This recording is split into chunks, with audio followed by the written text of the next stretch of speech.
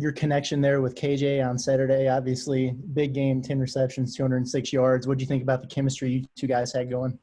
No, me and KJ, it feels like we grew up with each other, and we were roommates last year, and we always talked about that connection with each other, and just the way we prepared, the wide receiver group prepares with the quarterback group each day, and it was times in practice where he threw the same ball, and it just connected perfect. So it wasn't really a surprise.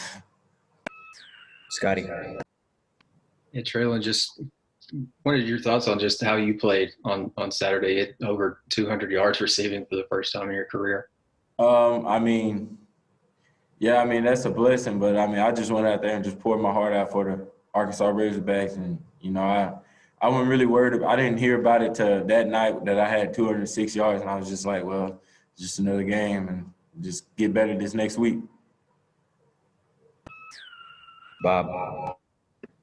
How was KJ, what was his demeanor like in the huddle? Did he surprise, because he hadn't hardly played this year. I know he got to play some last year, but how was his demeanor in the huddle? Did he surprise you? And just, I guess, what did you think of his performance?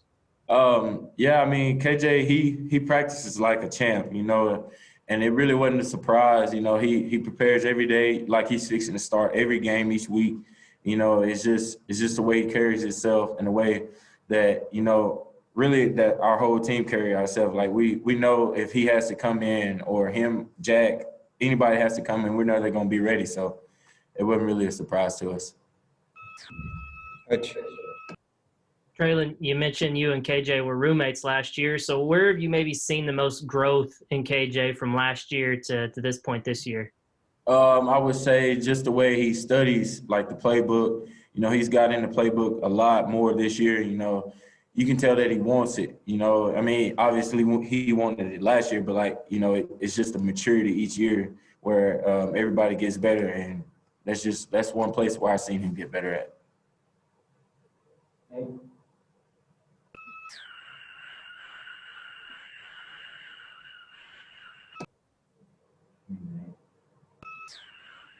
Nate, you're muted. With as far as the quarterbacks this week, do you all feel equally confident? And does it make any, kind of practice different, not knowing which one may start? It's like that every week with us, you never know. So we just go out there, each one of them, they compete for the job. Everybody competes for each job. And so it's just, we're comfortable with everybody. Curtis. So it's probably the most complete performance you guys had offensively throughout the season. So coming off of that and going into a game against a team like Alabama, how much confidence do you guys have going into that? It's going to be a great game. It's the number one team in the nation. It's just another opportunity for our people to showcase our abilities and just to go out there and have fun. Hey, Treylon, have you seen something click with TJ Hammons the last couple of games, or is it just him taking advantage of some of his chances? He's moving around from running back to receiver and playing both. Yeah, TJ, that's my boy. That's my boy, TJ. And we talk about it every day. He lives right down the street from me, and we talk every day about him getting that opportunity, and when it comes, how he's going to react to it. And as you see, he's reacted positive to it. And so I just told him just keep his head straight, don't get the big head, and just keep pushing forward. Bob.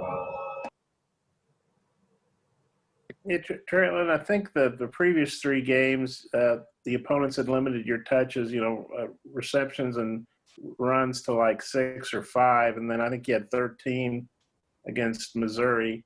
And I don't know, Sam likes that, I know. What was the difference? And do you think you can get a lot of touches against Alabama? Honestly, that's a hard question for me.